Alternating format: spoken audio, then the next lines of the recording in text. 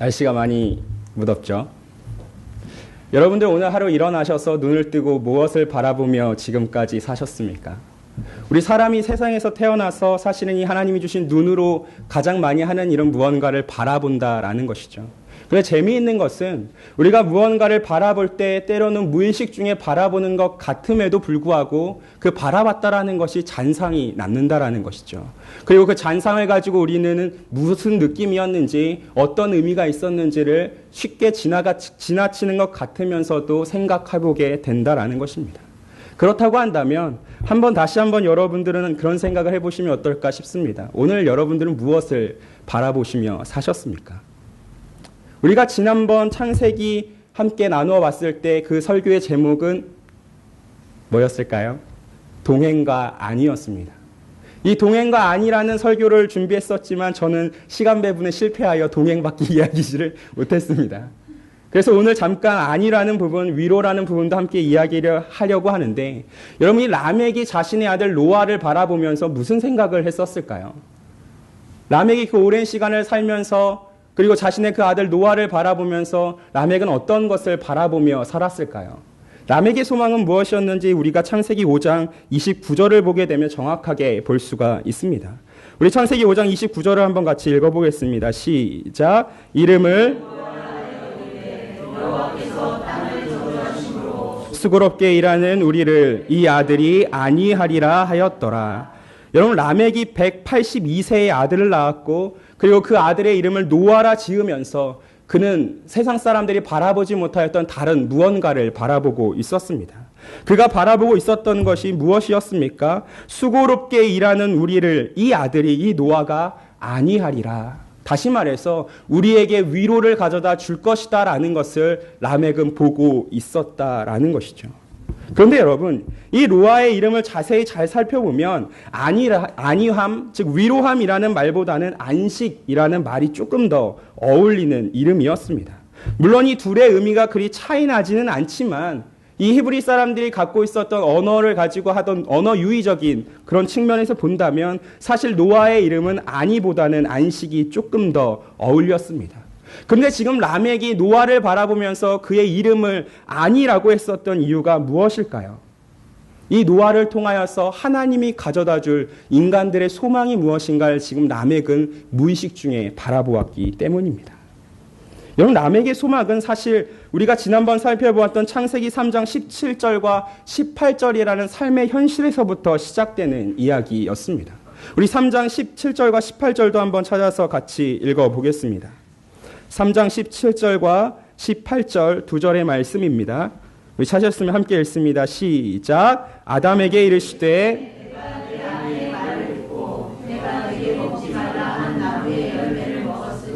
땅은 너로 말미암아 저주를 받고 너는 내 평생에 수고하여야 그 소산을 먹으리라. 땅이 내게 가시덤불과 엉겅퀴를 낼 것이라. 내가 먹을 것은 밭의 채소인즉. 여러분 지금 창세기 3장 17절과 18절이 알려주는 것이 무엇입니까? 우리 인간이 살아야 되는 삶의 현실이 무엇인가를 보여주고 있다는 것이죠. 여러분들이 무더운 날씨 가운데서 에어컨 바람 가운데 안위하면서 휴식하며 쉴 수 없는 상황이 무엇입니까? 바로 이것 때문이다라는 것이죠. 왜요? 인간의 죄를 통하여서 하나님께서 우리에게 주신 그 형벌이 바로 창세기 3장 17절과 18절의 상황이기 때문입니다. 그래서 지금 라멕은 자신이 처해 있던 그 삶의 현실을 바라보면서 자신의 아들 노아를 통하여 하나님께서 위로함을 허락해 주시기를 우리 인간들에게 다른 어떤 것이 아니라 단 한 가지의 소망을 허락해 주시기를 바라보며 이야기한다라는 것이죠. 그리고 라멕의 이 기도는 노아를 언급하고 있지만 사실 노아만을 이야기하는 것이 아니라 그 노아 이후에도 있을 자신들의 그 계보에 적혀 내려갈 후손들을 가리키고 있다라는 것이죠. 그리고 우리는 5장을 넘어서 이제 6장으로 넘어오게 된다라는 것입니다. 그럼 우리는 이 5장을 넘어서 6장으로 들어오면서 그럼 방금 이야기했던 이 노아가 안위라는 그 이름의 뜻을 가진 노아가 어떻게 실제로 구체적인 위로를 이루어줄 수 있을 것인가를 생각해 보게 된다라는 것이죠. 그런데 여러분, 우리가 방금 읽었던 이 6장의 내용을 보게 되면 사실 그 위로를 발견하기란 굉장히 어렵다라는 것입니다. 우리 6장 1절부터 4절도 같이 5절까지 한번 읽어보도록 하겠습니다. 시작. 사람이 번성하기 시작할 때 그들에게서 딸들이 나니 하나님의 아들들이 사람의 딸들의 아름다움을 보고 자기들이 좋아하는 모든 여자를 아내로 삼는지라.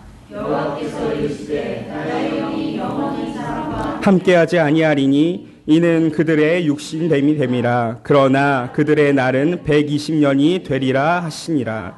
당시에 땅에는 네피림이 있었고 그 후에도 하나님의 아들들이 사람의 딸들에게로 들어와 자식을 낳았으니 그들은 용사라 고대의 명성이 있는 사람들이었더라. 여호와께서 사람의 죄악이 세상에 가득함과 그의 마음으로 생각하는 모든 계획이 항상 악할 뿐임을 보시고. 여러분, 라멕은 미래에 이루어질 그 위로를 바라보면서 노아의 이름을 위로라고 지금 지어놨는데, 사실 우리가 이 6장의 본문을 읽으면서는 그 위로라는 것을 발견하기가 굉장히 쉽지 않습니다. 왜냐하면 라멕으로부터 이루어진, 그리고 노아가 살고 있던 이 시대의 상황이 어떠한지가 지금 우리가 방금 읽은 1절과 5절을 통하여서 분명하게 기록되고 있기 때문입니다. 여러분, 6장 1절을 보게 되면 굉장히 재미있게 시작합니다. 사람이 땅 위에 번성하기 시작할 때에, 여러분, 사실 이 사람이 땅에 번성한다라는 것은 어디에 포함되어 있어야 되는 이야기였을까요? 우리가 창세기 1장과 2장을 보았다 한다면 하나님께서 사람에게 이 번성이라는 복을 허락하여 주셨음을 우리는 기억하게 되는 것이죠. 그래서 지금 6장 1절을 보게 되면 하나님의 그 복이라는 것이, 하나님의 약속이라는 것이 지금 계속 그럼에도 불구하고 이루어져 있구나라는 것을 볼 수가 있습니다. 사람이 땅 위에 번성하기 시작할 때에, 그리고 그들에게서 딸들이 나왔는데 문제는 2절에서부터 시작을 한다라는 것이죠. 여러분, 2절을 보게 되면 하나님의 아들들이 사람의 딸들의 아름다움을 보고 자기들이 좋아하는 모든 여자를 아내로 삼는지라고 이야기하고 있습니다. 이게 무슨 문제가 될까요, 사실? 여러분, 결혼이라는 것이 얼마나 아름다운 일입니까? 여러분, 저는 그런 아름다운 일은 지금 겪지는 못하고 있는데, 결혼하신 여러분들 얼마나 그 아름다운 일들을 하면서 즐겁게 살고 계십니까? 근데 여러분, 지금 2절을 통해서 보게 되면 이 결혼이 문제가 되고 있다라는 것이죠. 왜 문제가 되고 있을까요? 여러분, 2절을 보게 되면 등장인물들이 등장합니다. 하나님의 아들들이라는 존재와 사람의 딸들이라는 존재라는 것이죠. 그럼 우리는 한 가지 질문을 하게 된다라는 것이죠. 그럼 이 사람들이 도대체 누구입니까? 여러분, 역사적으로 이 하나님의 아들들이 누구인가라고 했을 때 신학자들이 약 3가지의 견해를 가지고 있었습니다. 첫 번째는 천사로 보는 견해가 있었고, 두 번째로는 인간들 중에서 재판관이나 통치자라고 보는 견해도 있었습니다. 그리고 세 번째로 보는 견해가 바로 셋의 후손들이다라고 보는 견해인 것이죠. 그리고 어거스틴과 같은 교부들이나 종교개혁자들, 또 루터나 칼빈 같은 사람들은 이 하나님의 아들들을 마지막 3가지의 견해라고 보고 있었습니다. 그렇다면 저도 역시 몇 번째 견해를 추구할까요? 저도 3번째 견해를 따라간다라는 것이죠. 여러분, 셋의 계보가 어떤 계보였습니까? 가인의 족보와는 다른 경건함이라는 것으로 이루어진 족보였다라는 것이죠. 그래서 여러분, 지금 여기 하나님의 아들들이라고 했을 때 우리는 셋의 경건한 족보에 포함되어져 있는 후손들이라고 볼 수가 있다라는 것입니다. 그렇다고 한다면 자연스럽게 이 사람의 딸들은 누구를 포함하고 있는 것입니까? 가인의 후손들에 대한, 그 가인의 불경건한 후손들을 포함하면서 또 그 외에 경건치 않은 사람들의 딸들까지도 포함하고 있다라는 것이죠. 그래서 지금 이 경건한 사람들이 어떤 사람들과 지금 결혼을 하기 시작했다라는 것이죠. 하나님을 모르고 하나님을 따르지 아니하는 불경건한 사람들과 결혼을 하기 시작했다라는 것입니다. 그리고 그 결혼이 이루어지는 아주 중요한 이유가 무엇이냐? 지금 2절 마지막을 보게 되면 아름다움을 보고 자기들이 좋아하는 이라고 기록되어 있다라는 것이죠. 여기서 이 아름다움을 보았다라는 것과 좋아한다라는 것과 맨 마지막에 삼는지라라고 쓰여 있는 이 단어들은 사실 우리 하와를 통해서 보게 되는 단어입니다. 여러분, 하와가 창세기 3장 6절을 통하여서 뭐라고 기록되어 있습니까? 우리 3장 6절을 찾아서 한번 읽어볼까요?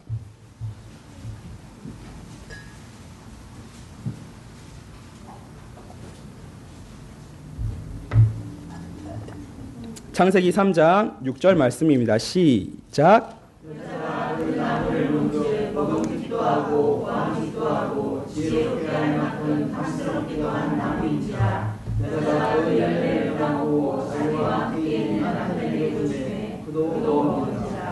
네, 여기 3장 6절을 보면 먼저 지금 하와가 그 나무를 보았습니다.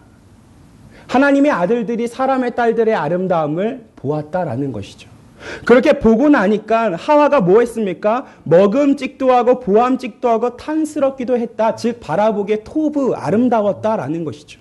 지금 사람의 딸들의 무엇을 보았습니까? 하나님의 아들들이 아름다움을 보았다라는 것이죠. 그래서 하와가 무엇하였습니까? 그 선악과를 따먹었다, 가져갔다라고 기록되어 있는 거죠. 그리고 6절, 2절에 보면 그래서 그 하나님의 아들들이 이 사람의 딸들의 아름다움을 보고 그러고 나서 한 일들이 무엇이죠? 아내로 삼았다라는 것입니다. 여러분 이렇게 생각하게 되면 사실 우리들은 쉽게 오해할 수도 있는 게 그래 사람의 외모만을 보고 우리가 배우자를 취하면 안 되겠지라고 생각할 수 있지만 지금 여기서 말하는 그 아름다움이라는 것은 단순히 외모에 대한 것을 이야기하는 게 아니다라는 것이죠. 무슨 얘기일까요? 하나님께서 경건하지 않은 자들과 함께하지 말라라는 것에 대한 것들을 지금 하나님의 아들들이 아무렇지 않게 넘어섰다라는 것입니다. 하와가 하나님이 먹지 말라고 지금 경계를 쳐줬던 그 선악과를 아무렇지 않게나 따먹었던 것처럼 지금 하나님의 아들들이 지금 사람의 그 불경건한 딸들과의 결혼을 너무나도 쉽게 생각하여 아주 아무렇지 않게 그 경계를 넘어섰다라고 이야기를 하는 것이죠. 다시 말해서 지금 경건한 셋의 족보에 있는 모든 후손들 가운데에서 점점 더 이 사람들의 경건함을 버리고 불경건함을 취하는 모습들이 나타났다라는 것입니다. 그리고 이들의 이 모습들이 결국에 세상으로 퍼져나가 이들의 그 자유로움에 대한 모습의 결과가 즉 사람들의 타락이 되었다라고 이야기를 하는 것이죠. 여러분 우리는 이 경고를 통해서 사실은 무엇을 얻을 수 있겠습니까? 하나님은 이 창세기 벌써 6장을 통하여서부터 경건한 자와 불경건한 자가 함께하는 것이 옳지 않다라고 이야기하고 계신다라는 것이죠. 이미 경고하심으로써 너희들이 하나님의 자손이고 백성이라고 한다면 하나님께서 금지하신 것에 대해서 너희들이 너무나 쉽게 경시하거나 무시하지 말라고 말씀을 해 주신다라는 것입니다. 그런데 문제는 무엇일까요? 지금 그때에도 그렇거니와 지금 이 순간에도 사실 우리들은 이 경건함과 불경건함의 금지에도 불구하고 너무나 쉽게 마치 이 하나님의 아들들처럼 아무렇지 않게 그 경계를 넘어설 때가 있다라는 것입니다. 하나님이 분명히 넘어가지 말라 말씀하셨음에도 불구하고 우리는 그것을 쉽게 잊어버린다라는 것이죠. 그래서 지금 하나님의 아들들은 가인의 종족의 여자들을 포함하여 불경건한 사람들의 딸들을 아무나 지금 자신의 마음대로 택하여 결혼하고 있다라는 것입니다. 여러분 이것을 우리는 무엇이라 얘기합니까? 세상의 사람들은 이것을 자유라고 이야기합니다. 하지만 믿는 자들은 이것을 무엇이라 이야기해야 됩니까? 뒤엉킨 자유라고 이야기할 수 있어야 된다라는 것이죠. 믿지 않는 자, 믿지 아니하는 자와 우리는 멍에를 같이 메어서는 안 된다라는 것입니다. 그렇다면 이런 불경건함으로써 이루어지는 결과가 무엇입니까? 우리 3절과 4절을 한번 같이 읽어보겠습니까? 시작.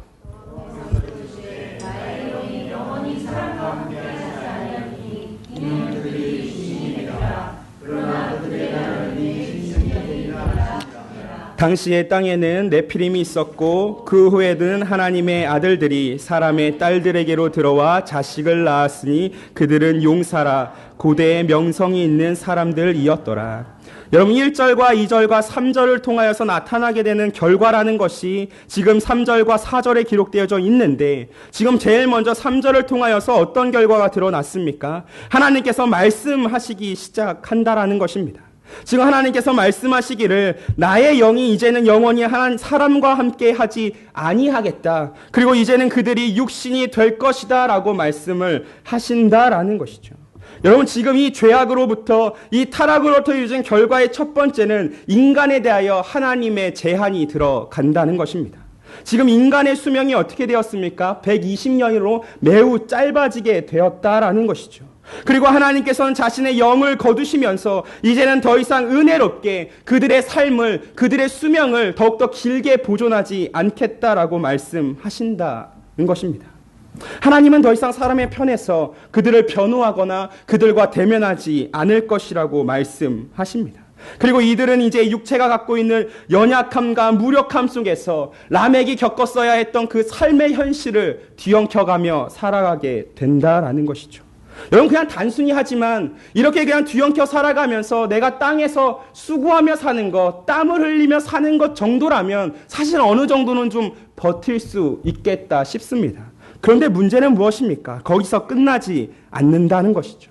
여러분, 사절을 보게 되면 당시의 땅에는 누가 있었다고 기록됩니까? 네피림이 있었다라는 것이죠.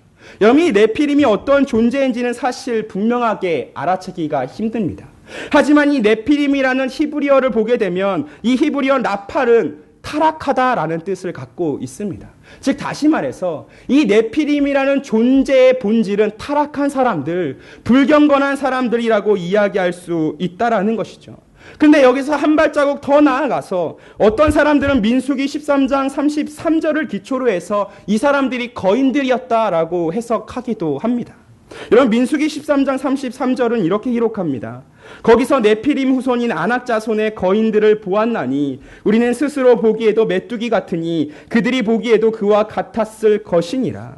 그런데 여러분, 이 말씀을 우리가 조금 잘 생각해 보면 정말 그 가나안 사람들, 그 악한 아낙 자손의 그 사람들을 네피림의 후손이라고 부를 수 있으려면 사실 이들은 홍수 속에도 살아남았던 사람이어야 한다라는 것이죠.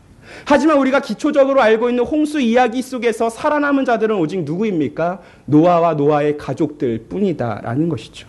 그래서 이 민수기 13장 33절에서 네피림의 후손이다라는 말은 그 네피림이라고 했던 사람들만큼 포악한 사람들, 폭력적인 사람들, 잔혹한 사람들이다라고 우리가 이해해야 한다라는 것이죠.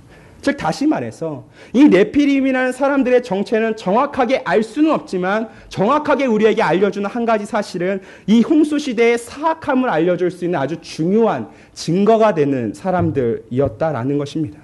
그리고 이 네피림이라는 사람들이 더 나아가서는 4절 뒤에 나오게 되는 용사라는 자들과 연결되어지게 됩니다. 근데 이 용사라는 사람들의 출신이 어디입니까? 하나님의 아들들과 사람의 딸들에게서 태어난 자들이다라는 것이죠. 즉 다시 말해서 경건함이 아니라 이제는 불경건함의 영향을 받고 자라난 사람들을 이야기하는 것입니다. 그래서 이 사람들을 용사라고 부르는데 여러분, 이 당시에 이 용사라고 부른다라는 것은 전쟁이나 싸움이나 그런 아주 폭력적인 것들 가운데에서 업적을 얻은 사람들을 말할 때 용사라고 한다라는 것이죠. 그래서 여러분, 누군가 내가 용사입니다라고 이야기하거나 저 사람은 용사입니다라고 이야기했을 때 그와 함께 있는 사람들의 마음은 늘 뭐로 가득 차게 된다라는 것이죠? 두려움이라는 것으로 가득 찬다라는 것이죠. 다시 말해서 지금 이 노아가 살고 있는 이 시대의 모습은 늘 언제나 두려움과 불안함이 공존하는 시대를 살고 있었다라는 것입니다. 그래서 이 5절 가운데 하나님이 드디어 평가를 내려주십니다. 우리 5절을 함께 읽어보도록 하겠습니다. 시작. 여호와께서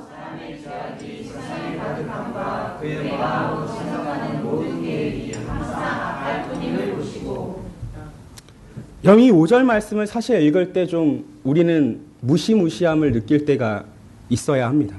여기 5절을 뭐라고 기록하고 있습니까? 하나님이 평가하신다라는 것이죠.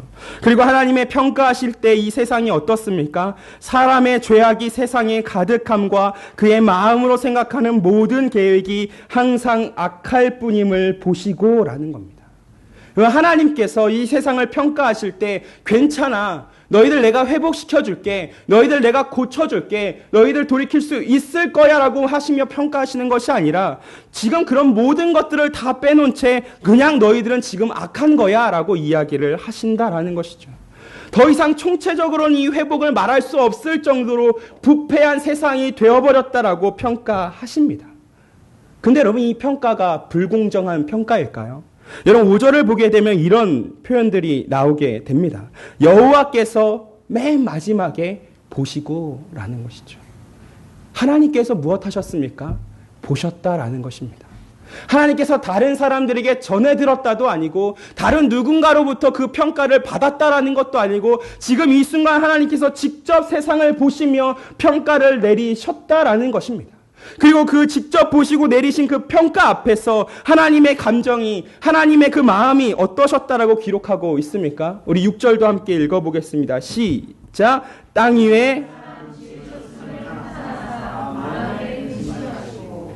여러분, 땅 위에 사람 지으셨음을 한탄하사 마음에 근심하셨다라는 것입니다.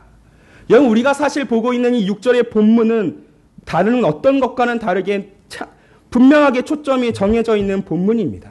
한탄하는 하나님의 마음이다라는 것이죠. 여러분, 세상이 이렇게 부패했습니다. 세상이 이렇게 악했습니다가 중요한 것이 아니라 그 부패한 세상을 바라보고 그 악한 사람들을 바라보면서 하나님의 마음이 이러합니다를 분명하게 알려주는 것이 오늘 우리가 읽고 있는 6장의 본문이다라는 것입니다. 여러분, 자녀의 부패함과 자녀의 잘못됨과 그 자녀의 악함을 바라보면서 이야기하는 그 부모의 마음과 같이 슬픈 것이 세상에 어디에 있겠습니까? 여러분, 5장까지 하나님은 아무 말씀이 없으셨습니다. 그리고 6장에서 드디어 말씀하시는데 그 말씀이 결국엔 세상이 악하다라는 것이죠. 이런 응답을 무엇이 불러내게 된 것입니까? 우리 인간들의 죄가 불러냈다라는 것입니다. 인간의 그 전례 없는 타락이 결국 하나님으로 하여금 책망이라는 것을 갖고 오게 만들어낸 것이죠. 그래서 지금 하나님께서는 5절을 통하여 보시고라고 말씀하셨다라는 것입니다. 이 보시고라는 이 단어는 우리가 2절에 아까 보았던 하나님의 아들들의 모습과 동일하게 나타나는 일들입니다. 여러분, 사실 처음에 하나님께서는 자신의 그 창조를 보시면서 매우 좋다라고 말씀하셨습니다. 매우 좋다, 보기에 기쁘다라고 평가하셨습니다. 근데 지금 이 하나님의 아들들이 어떻게 했습니까? 그 하나님이 좋다라고 말씀하신 것들을 취하여서 그 모든 것들을 더럽히고 말았다라는 것이죠. 그리고 사람들은 그 더럽혀진 영향을 가지고 세상에 가득해짐을 통하여서 죄의 결실들을 수확하는 세상을 만들어 버렸다라는 것입니다. 그래서 이러한 모든 것들을 가지고 우리가 5절을 보게 되면 이런 기록들을 볼 수가 있는 거죠. 사람의 죄악이 세상에 가득했다. 그리고 그들의 모든 계획이 악했다. 그리고 그들의 그 모든 계획이 항상 악했다라는 것이죠. 가득하고 모든 것이었고 항상 악했다라고 표현을 하는 것입니다. 그리고 이 죄악이라는 것이 단순히 우리가 생각하는 것처럼 그들의 생각이 악했습니다, 그들의 행동이 악했습니다 말하는 것이 아니라 그들의 그 삶의 방식 모두가 악한 것이었다라고 이야기하고 있는 것입니다. 우리 창세기 8장 21절을 한번 찾아 같이 읽어보겠습니다. 창세기 8장 21절 말씀입니다.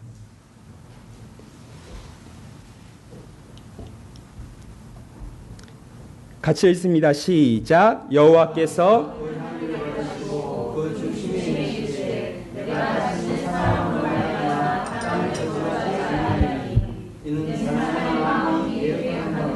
어려서부터 악함이라 내가 전에 행한 것 같이 모든 생물을 다시 멸하지 아니하리니.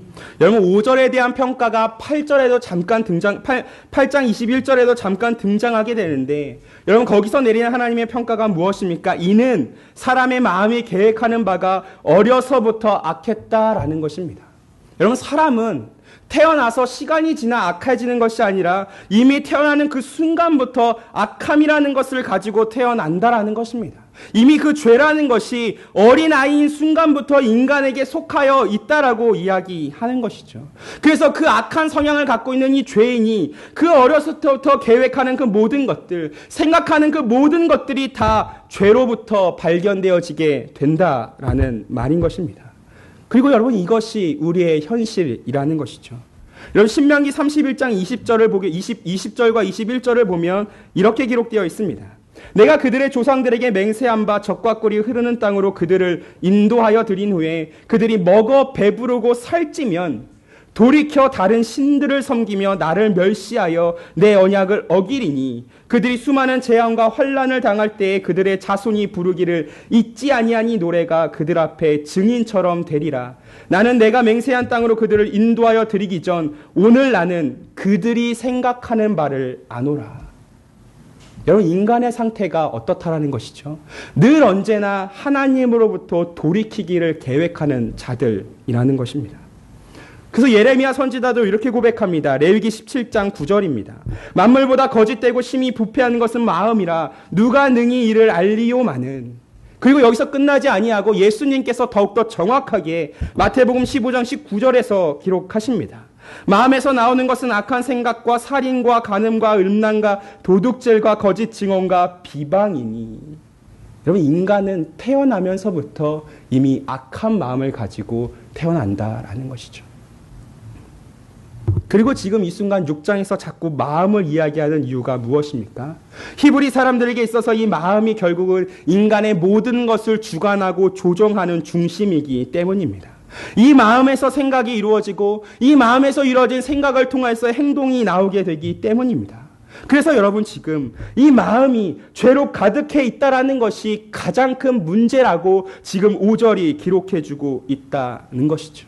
그래서 잠언 4장 23절에서 이야기하는 바가 무엇입니까?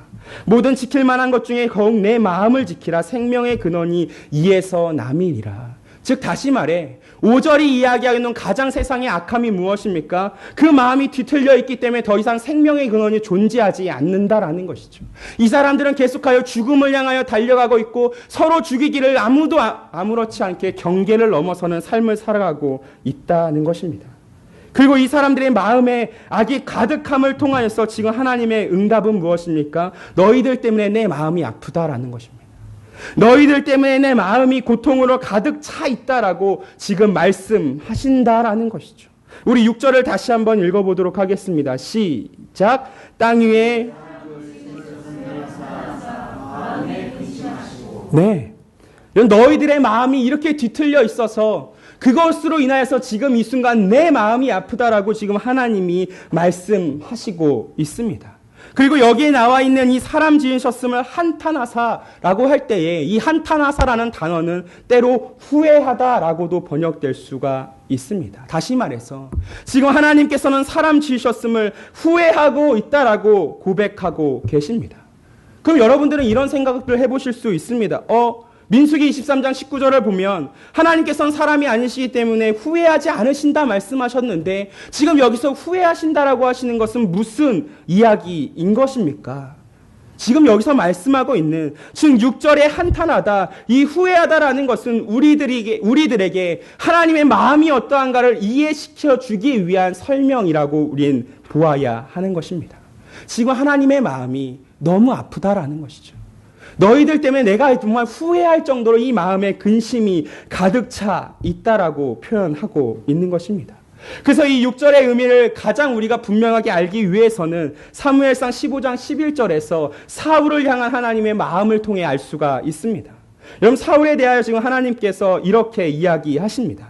내가 사울을 왕으로 세운 것을 후회하노니 그가 돌이켜서 나를 따르지 아니하며 내 명령을 행하지 아니하였음이라 하신지라. 사무엘이 근심하여 온 밤을 여호와께 부르짖으니라. 여러분, 지금 하나님의 후회가 무엇입니까? 내가 너희들을 만들어서 후회한다라고 이야기하는 게 아니다라는 거죠. 이 사무엘상 15장 11절을 통해서 분명하게 알 수 있는 것, 지금 하나님의 이 후회함이라는 것이, 하나님의 한탄이라는 것이 인간을 창조했다는 것에 달려있는 것이 아니라 그 인간들이 타락했다라는 사실 때문에 슬프다라는 것입니다. 사람을 만든 것이 실수라고 이야기하는 것이 아니라 지금 이 순간 사람들이 악하게 행동하는 것이 문제이고 그것으로 인해서 내가 지금 한탄한다라고 말하는 것이 지금 6절의 분명한 의미인 것입니다. 그래서 여러분, 5절과 6절과 7절을 보면 계속해서 나오는 주어가 사람입니다. 사람이 악해서, 사람 때문에. 여러분, 하나님이 슬퍼하시다 말씀하실 때 그 슬픔의 근원이 어디에 있습니까? 사람에게 있다라는 것입니다. 더 이상 인간이 하나님의 형상을 보여주는 그릇이 될 수 없기 때문에 지금 이 순간 하나님이 슬퍼하신다라는 것이죠. 그리고 하나님께서는 이 슬픔 앞에서 우리 인간들처럼 무력하게 멈춰 있거나 주저앉아 있지 않고 분명하게 이렇게 말씀하십니다. 우리 7절 한번 읽어보겠습니다. 시작. 사람으로부터 가축과 기린 것과 공중의 새까지 이끌어내니 이는 내가 그것들을 지었으므로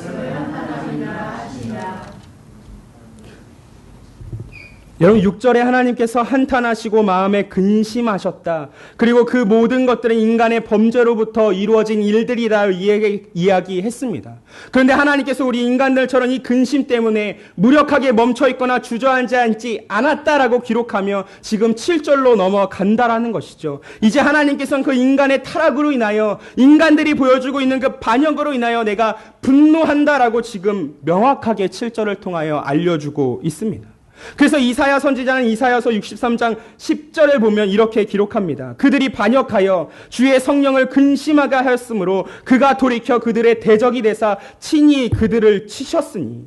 여러분 인간들이 반역했을 때 하나님에게 그 근심이라는 것을 안겼을 때 하나님의 반응은 그들에게 대하여 계속하여 오래 참아주시는 것이 아니라는 것입니다. 오히려 그들의 대적이 되어주시고 오히려 친히 그들을 치신다라고 말씀을 하신다라는 것이죠. 그래서 때로는 우리들이 하나님이 마치 기계인 것처럼 하나님은 감정이 없는 존재인 것처럼 우리가 우리 마음대로 해도 괜찮지 않을까라고 생각할 수 있겠지만 오늘 우리가 창세기 6장을 통해서 알게 되는 것이 무엇입니까? 우리가 알고 있는 하나님은 인격적인 분이시고 살아계신 하나님이시다라는 것입니다. 고정되어 있는 원리도 아니시고 이렇게 넣으면 저렇게 바르게 나오는 어떤 한 가지의 공식이 아니다라는 것이죠. 하나님은 죄인들의 반역에 대해서 아주 크게 반응하십니다. 그리고 그 반응을 통하여 내가 고통을 받는다라고, 내가 근심을 얻는다라고, 내가 한탄한다라고 이야기를 하신다라는 것이죠. 물론 우리 하나님이 사람과 같지는 않으십니다. 그럼에도 불구하고 지금 6절처럼 하나님의 성품을 우리가 이해할 수 있는 말로 묘사하고 있는 것이 무엇입니까? 우리는 이 말씀을 통하여 하나님을 더욱더 깊이 이해할 수 있기 때문입니다. 하나님은 감정이 있으신 분이십니다. 하나님은 인격적이신 분이라는 것이죠. 여러분 우리가 그리스도 안에서 하나님께서 그토록 슬픔과 사랑 가운데에서 우리 죄로부터 만들어지는 그 고통을 스스로 짊어지신 것을 우리는 다 알고 있습니다.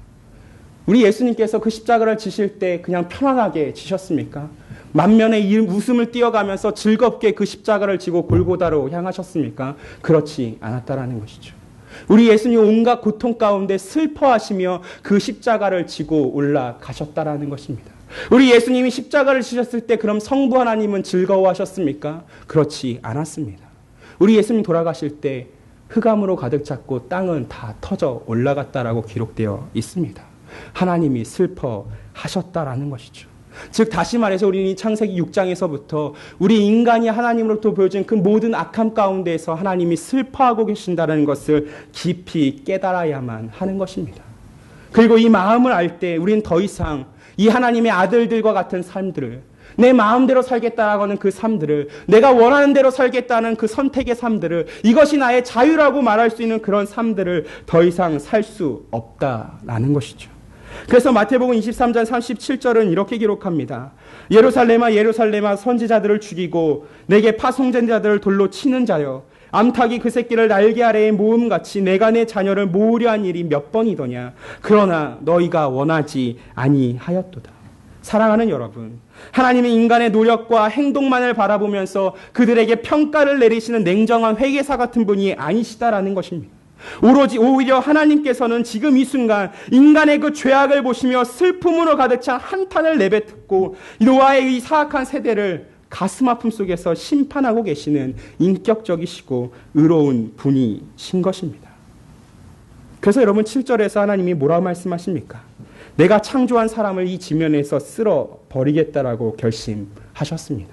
그런데 여러분 이 쓸어버리겠다라고 하는 이 말씀이 사실 잘 와닿지 않을 수 있습니다. 근데 이 쓸어버리겠다라는 이 말씀은 출애굽기 32장 32절과 33절에 기록되어 있습니다.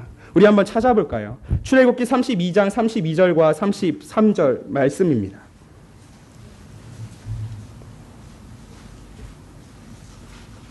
출애굽기 32장 32절로 33절의 말씀입니다.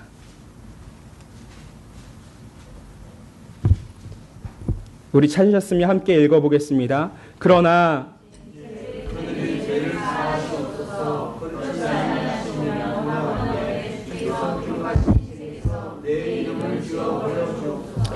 여호와께서 모세에게 이르시되 누구든지 내게 범죄하면 내가 내 책에서 그를 지워 버리리라. 여기 32절과 33절에 지워 버리리라 라는 단어가 쓰여 있습니다. 이것이 지금 바로 우리가 방금 읽은 7절의 심판의 내용과 동일한 것이죠. 쓸어버리겠다라는 것입니다. 다시 말해서 하나님께서 지금 쓸어버린다, 즉 히브리어 마하라는 것은 모든 사람들을 이 지면 가운데서 내가 지워버리겠다라는 것입니다. 내가 다시 한번 이 일으켰던 창조의 그 모든 역사들을 멈춰버리고 끝내버리고 다시 명점으로 돌려버리겠다라고 말씀하신다라는 것입니다. 사랑하는 성도 여러분, 생각해 보시기 바랍니다. 하나님께서 창조하시고 그 창조의 결론 가운데에서 모든 것이 매우 좋다라고 선포하셨는데 이제는 그 창조가 폭력으로 일그러져 있습니다. 죽음으로 가득 차 있습니다. 모든 사람들이 하나님의 복 가운데에서 우리가 6장 1절에서 봤던 것처럼 번성하였지만 이제 오히려 그들은 그 번성함을 하나님께 반역으로서 대갚아주고 있습니다. 그래서 지금 이 순간 하나님은 멸망이라는 것을 선포하고 있다라는 것입니다. 이르시되 내가 창조한 사람을 내가 지면에서 쓸어버리되. 하지만 그 마지막 7절을 한 번 더 보시겠습니까? 내가 그것들을 지었음을 한탄함이니라 하시니라. 여러분, 하나님께서 심판을 말씀하실 때 슬퍼하셨다는 것입니다. 어떤 사람들은 이렇게 이야기합니다. 하나님은 사랑의 하나님이시라면서 왜 사람들을 심판하십니까? 왜 사람들을 멸망시키시고 왜 사람들을 죽이십니까?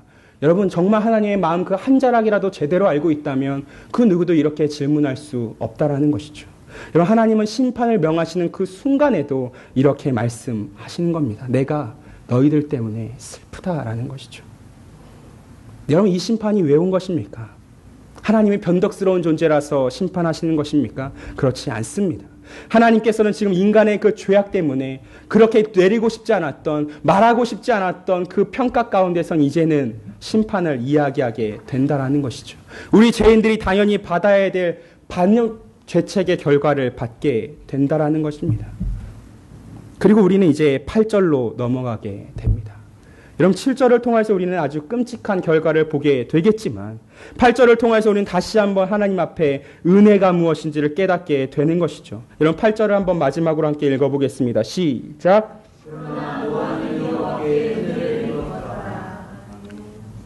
그러나 노아는 여호와께 은혜를 입었더라. 하나님께서 두 번이나 내가 슬프다 말씀하시고 한탄한다 말씀하시고 그럼에도 불구하고 이 심판은 반드시 이루어질 것이다라고 선포하신 그 후에 하나님께서 8절을 통하여서 뭐라고 말씀하십니까? 그러나 노아는 여호와께 은혜를 입었더라라는 것이죠. 여러분, 지금 하나님께서 노아를 보면서 그 가득 차올랐던 이 진노가 조금이나마 경감되었다라고 이야기하고 있는 것입니다. 조금이나마 그 사람을 향한 분노가 누그러졌다라고 이야기를 한다라는 것이죠. 왜 하나님께서 지금 이 노아를 보면서 그 분노가 가라앉혀졌다고, 그러나 그제는 노아에게 은혜를 주었다라고 이야기할 수 있는 것입니까? 지금까지 하나님의 관심을 받았던 하나님의 아들들과 그 사람의 딸들과 같은 삶이 아닌 전혀 다른 삶을 지금 노아가 살아가고 있었기 때문입니다. 하나님께서 노아에게 무엇을 보신 것입니까? 우리 노아 6장 9절을 한번 같이 보도록 하겠습니다. 창세기 6장 9절입니다. 시작. 노아는 의인이요 당대의 완전한 자라. 그는 하나님과 동행하였으며. 여러분, 하나님이 노아에게 보신 것이 명확합니다. 무엇입니까? 그는 의인이었고 당대의 완전한 자였고, 그리고 그 무엇보다 중요한 말씀, 하나님과 동행하였다라는 것이죠. 즉 당대 사람들처럼 하나님을 반역하고 자기 마음대로 살던 삶이 아니라 하나님께 함께 나아가 주님을 닮기 위하여 몸부림치던 삶을 살던 사람이 노아였다라고 이야기하고 있습니다.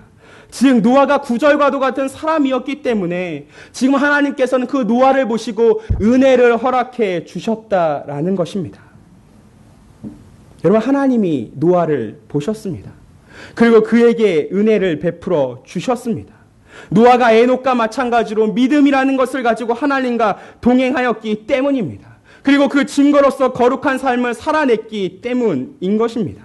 그래서 히브리서 저자가 이렇게 기록하고 있습니다. 히브리서 11장 7절 말씀입니다. 믿음으로 노아는 아직 보이지 않은 일에 경고하심을 받아 경외함으로 방주를 준비하여 그 집을 구원하였으니 이로 말미암아 세상을 정죄하고 믿음을 따르는 의의 상속자가 되었느니라.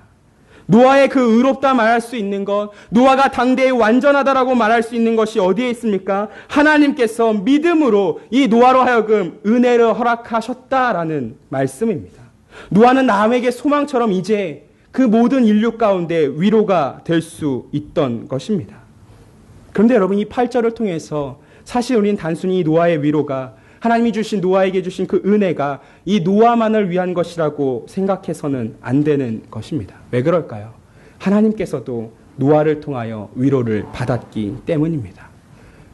하나님께서 6장 5절을 통해서 무엇라 말씀하셨습니까? 내가 이 세상을 보고 이 세상의 악함이 가득함을 내가 보았다라고 말씀하셨습니다. 그러나 지금 이 순간 6장 8절을 통해서 하나님께서는 노아를 보시고 은혜를 베푸셨다라는 것입니다.